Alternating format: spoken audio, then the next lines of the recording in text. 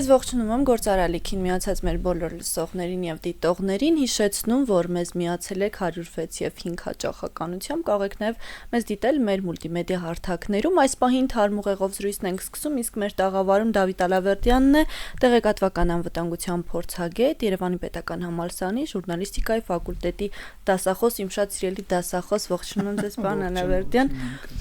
Շնորհակալ եմ, որ այս տաղավարում ձեզ հետ արդեն այս ֆորմատով ենք զրուցում ու կարևոր թեմայի ենք անդրադառնալու, քանի որ մեր երկրում տեղեկատվության հետ աշխատելը միշտ էսպես բարդ է եղել, հաշվի առնելով պատերազմական իրավիճակում, մենք գիտենք 20 թվականից հետո ինչ խնդիրներ ենք ունեցել, 23-ի, մի խոսքով 20-ից սկսած մինչ օրս, նախ հետաքրքիր է 20-ից հետո մենք կարողացանք ինչ-որ դասեր քաղել, ինչ-որ նոր բան սովորել տեղեկատվության հետ աշխատելու մասով, թե ամեն դեպքում դեռևս կաղում ենք։ Չէ, կարծում եմ ոչ միայն չենք սովորել, այլ ինչ որտեղ նույնիսկ անկում կա այդ առումով, նաև անպուտության դրսևորումներ, անցյալ տարվա Միսի 12-ի դեպքերն էլ դա ցույց տվեցին, որ լրագրողները թե ինֆորմացիայի աղբյուրներին, թե իրենց սեփական անվտանգությանը բավականին տենց մատների արանքով են նայում։ Ինձ դա անկեղծորեն դուր չի գալիս, կարծես հույսները դրել են Աստծո վրա, բայց Աստված միշտ չի, որ գալու է օգնության։ Մեր երկրում կարծես թե բոլոր հարցերում հույսները Աստծո վրա են դրել։ Եվ այդ իսկ պատճառով այդ խնդիրներով մտահոգվելով սկսեցի ուսումնասիրել լրագրողների անվտանգության խնդիրները, անվտանգության հարցերը։ Ճիշտ է, ԵՊՀ-ում ես վաղուց եմ այդ թեմաներով հետաքրքրվում, հետազոտություններ կատարում, բայց շատ հետաքրքիր բան ստացվեց, որ զուգադիպեց, որ մեդիա նախաձեռնությունների կենտրոնը եւս ուներ նման ծրագիր լրագրողների ֆիզիկական անվտանգության ուղղությամբ կատարել վերապատրաստումներ, որովհետեւ Մոնիկա ջան, եթե նայենք վերջին 30 տարիների, այսինքն անկախության տարիներին, ռազմական իրավիճակներից բացի բազմաթիվ արտակարգ իրավիճակներ են եղել, երկրաշարժեր, սողանքներ, անցյալ տարի էլի հիշում եք նաև Տավուշի եւ Լոռու մարզերում, գիտեմ որ դուք ձեր փոքր հայրենիքն է, երևի հետևել եք, թե ինչքան Չհաշված նաև այստեղ Սուրմալուի դեպքերը, որոնք եւս պայթյունների, ասենք, տեխնացին աղետների հետ կապված բազմաթիվ դեպքեր են տեղի ունենում եւ ես ասենց սարսուռը սրտումս հետևում եմ, թե ոնց են իմ սիրելի գործընկերները բացարձակապես անպատրաստ մեկնում դեպքի վայր, սկսած իրենց հագուստից, հետո նաև էթիկական առումով բավականին թերի, երբեմն տեսնում եմ, որ զինված զենքը ուսին զինվորական հագուստով գործընկերների եմ տեսնում եմ գործընկերների, որոնք ասենք քիմիական գործարանի ֆոնին կանգնած մեկնաբանում են այնտեղի հրդեհը եւ ֆոնին վազվզում են այդտեղի հատուկ ծառայությունների աշխատակիցներ նկատի ունեմ հրդեհ մարողների հատուկ հագուստով արդեն կերպարանափոխված, իսկ մեր լրագրողը կարծես ոչինչ չի եղել եւ ես մտածում եմ, բա որ այս մարտը հանկարծ այս թունավորվեց այս ծխով, ինչ է լինելու, այսինքն արդյոք ինքը գիտակցել է ուր է գնում, ինչ իր հետ կարող է պատահել։ Մեր երկրում այդ իրավիճակները, բարդ իրավիճակները անպակաս են, բայց պակաս են, քիչ են հատուկ պատրաստված լրագրողները, ովքեր դրան կարող են լուսաբանել, դա բավականին մեծ բաց է։ Այո, ես հիմա մտածում եմ, արդյոք դա, չգիտեմ, կրթության խնդիր է, թե չէ, բայց ես հիշում եմ, օրինակ մենք դասախոսություններ բազմաթիվ ունեցել ենք այդ թեմայով, թե սեփական անվտանգության մասով, թե տեղեկատվության հետ աշխատելու մասով, ինչից է գալիս խնդիրը, եթե փորձենք խորքը ուսումնասիրել, հասկանալու արմատները որտեղ են։ Այստեղ գալիս է նաև խմբագիրների, մեդիա մենեջերների վերաբերմունքից, բայց Հայաստանում կան խմբագրություններ, որտեղ լրագրողը բարդ տեղեր մեկնելուց առաջ հրահանգավորվում է, ստուգվում է նրա գիտելիքների պաշարը, նա գործնական, ասենք, քննություն է հանձնում առաջին օգնության վերաբերյալ, որը եւս շատ կարեւոր պահ է, նաեւ հանդերձանքն է նրանց ստուգվում եւ այլն, բայց կան խմբագրությունների մեծամասնությունը բավականին անփութորեն է վերաբերվում այդ հարցին, հա, մեկնում ես ռազմաճակատ, շատ լավ, դե մեկ-մեկ կզանգես ընդեից տեղյակ կպահես ինչա կատարվում, հրանգավորվում է, ավարտվում է մեկ նախադասությամբ։ Հա, այսինքն սա նաև խմբագրության վերաբերմունքն է լրագրողի հանդեպ եւ լրագրողի ճակատագրի։ Այդպես չպետք է լինի եւ նաեւ դա է պատճառը, որ խմբագրություններում ամեն տարի տարեկան առնվազն մեկ անգամ պետք է վերապատրաստումներ անցկացվեն։ Ավելին ասեմ, շատ ցանկալի է, որպեսզի յուրաքանչյուր խմբագրություն ունենա իր policy-ն, իր քաղաքականությունը, որը վերաբերում է լրագրողների ֆիզիկական անվտանգությանը, եւ շատ լավ կլինի, որպեսզի նաեւ սահմանվեն էթիկական չափանիշներ եւ սահմանվի, թե ով կարող է լրագրողներից թեժ կետեր մեկնել եւ ով չպետք է մեկնի եւ եթե մեկնում են, ապա ինչ հատկանիշներ պետք է այդ լրագրողը ունենա, որպես օրենք սովորաբար չեն մեկնում մարդիկ, ովքեր շատ տպավորվող են, որովհետև թե արտակարգ իրավիճակները, աղետները, թե ռազմական իրավիճակները սովորաբար լի են ցավով, լի են արյունալի տեսարաններով, ստրեսներով, լի են լաց լինող մարդկանցով եւ եթե մարդը ունի թույլ նյարդային համակարգ, ապա իրեն պարզապես չի կարելի ուղարկել նման տեղերում։ Այդ է պատճառը, որ հիմնականում սեռային տարբերություն է դրվում եւ տղա լրագրողներին են նման տեղեր ուղարկում։ Այո, բայց գիտեք, կան խմբագրություններ, որտեղ տղա լրագրող պարզապես չկա։ Այո, այդ խնդիրը Հայաստանում կա։ Հայաստանում դա շատ արդիական խնդիր է, սկսած ժուրնալիստիկայի ֆակուլտետից, ձեր կուրսում էլ կհիշեք, տղաների քանակը տասնապատիկ երևի պակաս էր, քան աղջիկների, էլ չասած, որ տղաները նույնիսկ ժուրնալիստիկայի ֆակուլտետը ավարտելուց հետո շատ հաճախ նախընտրում են այլ մասնագիտություններով առաջ գնալ եւ այնպես է ստացել եւ դա նոր բան չի, սկսած 60-ական թվականներից, որ լրագրողը Հայաստանում ընկալվում է որպես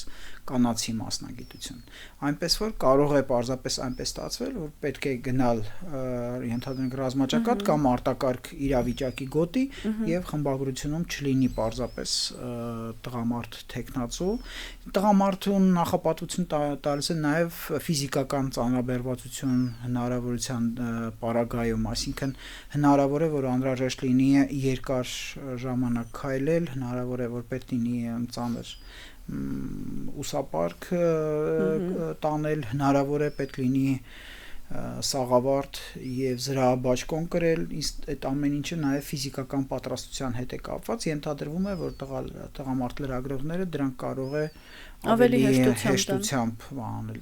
Դա ապացուցված չի, բայց այդպես է ստացվել եւ նաեւ էմոցիաների տեսակետից, որ տղամարդիկ ավելի քիչ են այդ էմոցիաներին տրվում, ավելի քիչ են հուզվում, բայց դա էլ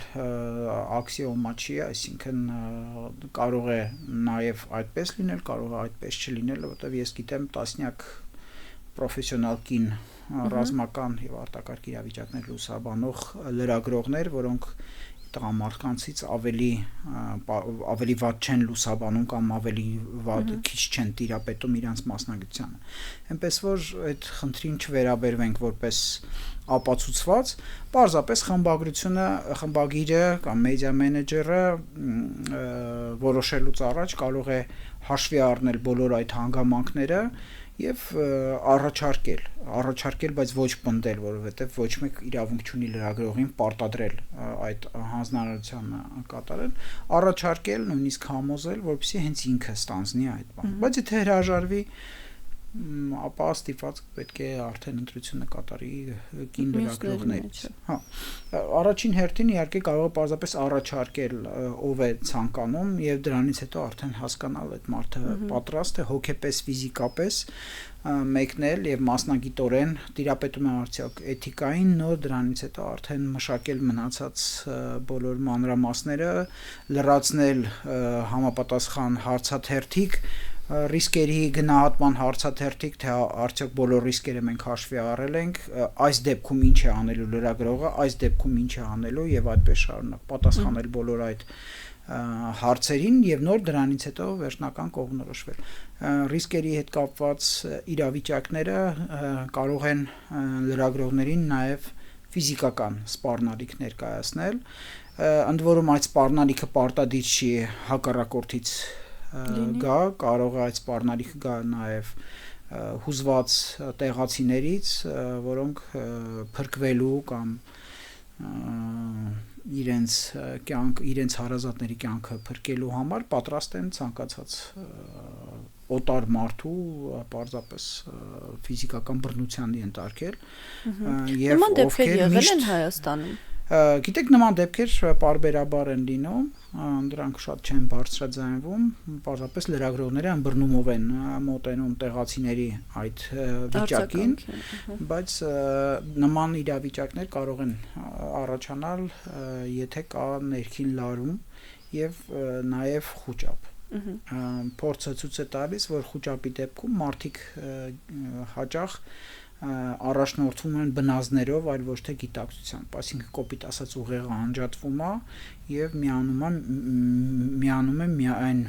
հիմնական բնազդը, այն է, որ ողջ մնալու բնազդը։ Դուք երևի գիտեք, որ խորտակվող մարդիկ շատ հաճախ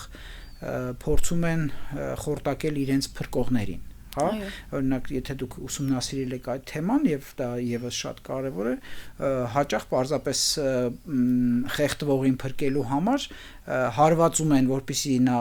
նրա ուշքը գնա եւ նորեն իրան փրկում, որտեվ ինքը փորձում է դիմադրել, հա, այսինքն փորձում է իրեն փրկողին գրկել կամ մտցնել ջրի տակ, որպեսզի ինքը ողջ մնա։ Այ նույն ձև լինում է նաև այդ խուճապը այդպիսի բան է, որ մարդուն դրդում է պարզապես այնպիսի քայլեր կատարել, որոնք ասոցիալական են, այսինքն կորում են նաև ծնողներ, զավակներ կապը, կորում է կին ամուսին կապը այդ դրվագում, այսինքն հաճախ տեսնում, իհարկե ծիծաղում ենք դրա վրա, եթե նման տեսագրություն ենք տեսնում, որ վախի կամ խուճապի դեպքում ամուսինը փախչում է, կինը զարմացած նայում է, բայց դրան զարմանալ պետք չի, դա իսկապես խուճապը այդպիսի երևույթ է, երբ որ մարդ իրեն առանձնապես չի հաշվետվություն չի տալիս, թե ինչ է անում, հետո երբ որ արդեն վերադառնա իր խելքը, գիտակցությունը վերադառնա, իհարկե իրեն շատ վատ կզգա եւ կամաչի իր արածի համար, բայց այդ պահին իսկապես խուճապը այդպիսի մի սարսափելի բան է, որ պարզապես մարդկանց մեծամասնությունը իրեն անմիջապես կորցնում է։ Նույնը իդեպ կարող եմ ասել առաջին օգնության ժամանակ, չգիտեմ, արդյոք նման իրավիճակներում հայտնվել եք թե ոչ, եթե հայտնվել եք, ուրեմն տեսած կլինեք, եթե ոչ, Աստված տա երբեք չհայտնվեք, բայց օրինակ վթարների կամ ինչ-որ դժբախտ պատահարների դեպքում մարդկանց մեծամասնությունը անգիտակից այդպես վազվզում է եւ բոլորը միաժամանակ գոռում են բժիշկ կամ շտապ օգնություն։ Բայց կարող է այդ մի ամբողջի մեջ մի հոգի սառնասիրտ մարդ լինի, ով որ այդպես գոռալու փոխարեն պարզապես հեռախոսը վերցնի եւ հրավիրի համ ոստիկանությանը, համ շտապ օգնությանը։ Այս շատ կարեւոր է, որ այդ մեկը լինեք դուք։ Այսինքն իսկ դա գալիս է ինչից պատրաստվածությունից, այսինքն եթե դու վարժվում ես, եթե դու անցնում ես համապատասխան ուրեմն վերապատրաստումներ, ապա քո պատրաստված լինելու հավանականությունը իհարկե չես կարող 100% բոլոր իրավիճակներին պատրաստ լինես, բայց հնարավոր է ինչ-որ միտեղ քո գիտակցության մեջ այդ ինֆորմացիան սիրուն, sense պահեստավորված դարակներով շարված լինի։ Հենց պահը գալիս է արդեն կիրառելիությունը։ Այո, մի հոգի գոնե պետք է այդպիսի սառնասրտություն ցուցաբերի եւ շատ լավ կլինի, որ այդ մեկը լինեք հենց դուք։ Պարոն Ալաբերդյան, ես կուզեմ մենք հիմնական այն չի կարելի կետերին անդրադառնանք, որովհետև մարդկանց գիտակցության մեջ այդ կարմիրով չի կարելին է, չէ՞, տպավորվում։ Ինչ չի կարելի առաջնահերթ անել, թե տեղեկատվության հետ աշխատելիս եւ ուզում եմ ոչ միայն լրագրողների մասով, առհասարակ հանրությանը իրազեկելու մասով, որ գոնե այն մինիմալ քայլերը, չնայած դրանց մասին շատ ենք խոսում, բայց ամեն դեպքում հաշվի առնելով էսկալացիոն վիճակը երկրում միշտ պիտի պատրաստ լինել ու գոնե վերհիշել։ Շատ լավ, եկեք սկսենք ամենակարևորից, չի կարելի նախ եւ առաջ լրագրողին չի կարելի զենք կրել։ Երբ որ լրագրողը նույնիսկ եթե կատակով զենքը վերցնում է իր մոտ, ապա ինքը դադարում է լրագրող լինելուց, այլ եւ դառնում է լավ լրագրողից դառնում է վատ զինվոր։ Ինչու վատ զինվոր, որտեղ լավ զինվոր լինելու համար պետք է գոնե ամսական 1-2 անգամ կրակես, զենքի հետ վարվելու ձևեր սովորես, կրկնես, այն ինչ որ անում են զինվորականները ամենօրյա ռեժիմով։ Եվ բացի այդ լրագրողը կորցնում է պաշտպանված լինելու իրավունքը, այսինքն հակառակորդի կողմից ընկալվում է որպես զինյալ։ Այո, Եվ դառնում է օրինական թիրախ, պատերազմի օրենքով դառնում է օրինական թիրախ։ Դա առաջիններից մեկը, հա, նույնիսկ եթե շատ ես վախենում, այդ զենքը քեզ առանձնապես չի փրկի, փոխարենը կարող ես վնաս տալ կողքիդ կանգնած մարդկանց, հա, պատահմամբ նրանց կրակես կամ դժվար թե կարողանաս իսկապես օգուտ տալ այդ պահին ռազմաճակատում գտնվող մարդկանց։ Երկրորդ բանը, որ պետք է հիշել, որ մենք լրագրողներ ենք, այլ ոչ թե բժիշկներ կամ որևէ այլ մասնագետ, եւ մենք պետք է առաջնահերթ կատարենք մեր գործողությունները եւ չմտածենք նրա մասին, որ ահա մեր գործընկերը վիրավոր է եւ մենք պետք է փորձենք նրան հենց տեղում օպերացիա անել եւ օրինակ փամփուշտ հանել մարմնից եւ այլն։ Չէ, պետք է առաջին օգնությունը ցուցաբերել, բայց սպասել թե երբ է գալու օրինակ շտապ օգնությունը կամ բժիշկները երբ են գալու, որտեղ դա արդեն պահանջում է պրոֆեսիոնալության բոլորովին այլ մակարդակ։ Այլ խնդիր է, որ մեր լրագրողների, ինչ միայն լրագրողների, մեր քաղաքացիների մեծ մասը առաջին օգնություն ցուցաբերելու շատ պարզ կանոններն էլ չգիտեն, էլ չասած, որ իրենց մոտ չկա։ Վնասում են։ Այո, շատ հաճախ վիճակագրությունը ցույց է տալիս, որ շատ հաճախ հատկապես վթարների ժամանակ, ավտովթարների ժամանակ մարդիկ զոհվում են ոչ թե բուն վթարից, այլ նրանից, որ նրան ոչ որակյալ բժշկական օգնություն է ցուցաբերվել։ Օրինակ ողնաշարի կոտրված կարող է ունենալ եւ եթե մարդուն ողնաշարը վնասված է եւ նրան քաշքշում են, փորձում են սխալ դիրքով տեղավորել, մեքենայից փորձում են քաշելով դուրս բերել եւ այլն, շատ մեծ է հավանականությունը, որ ինքը պարզապես հենց դրանից կզոհվի,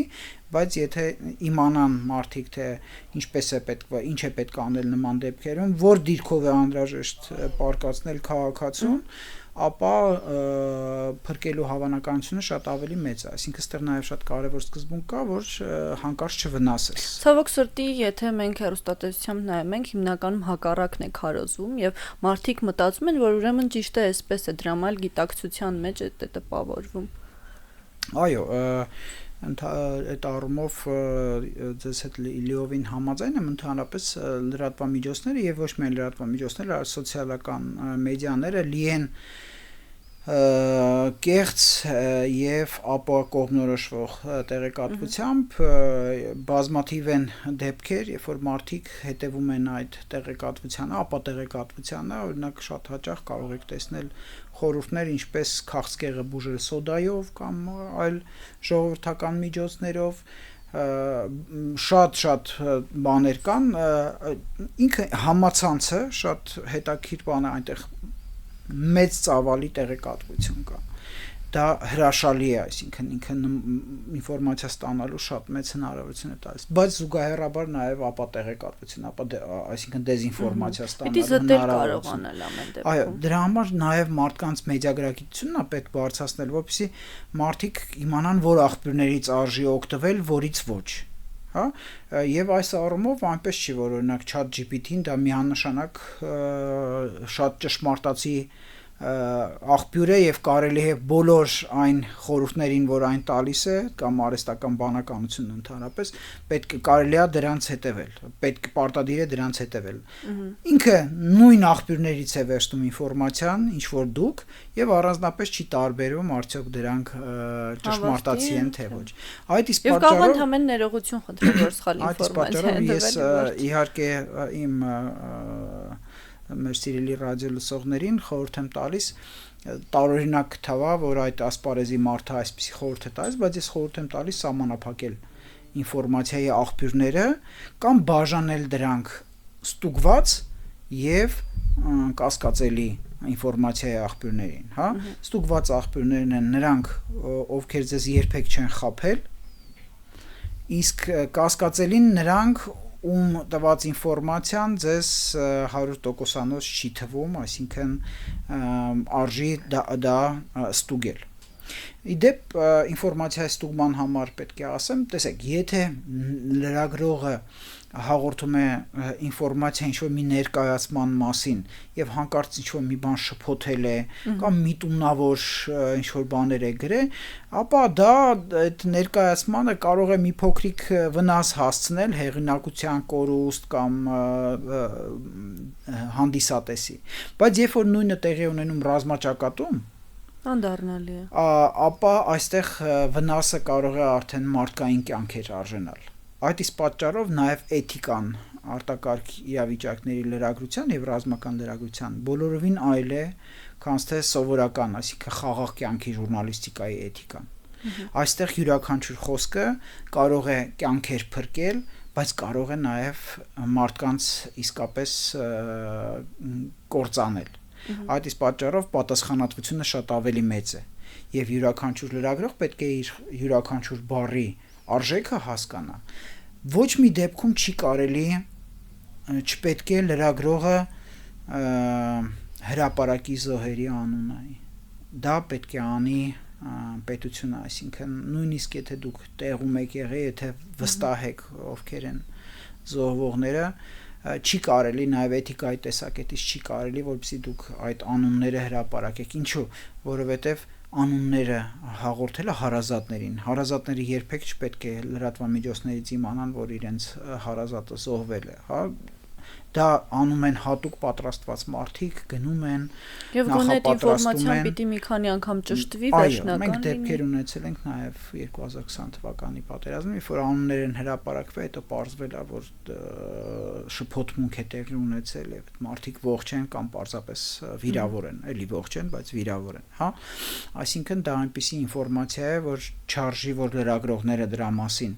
հաղորդեն։ Դրա համար համապատասխան մարմիններ կան, որոնք պետք է նաև նախապատրաստեն հարազատներին նոր այդ ինֆորմացիան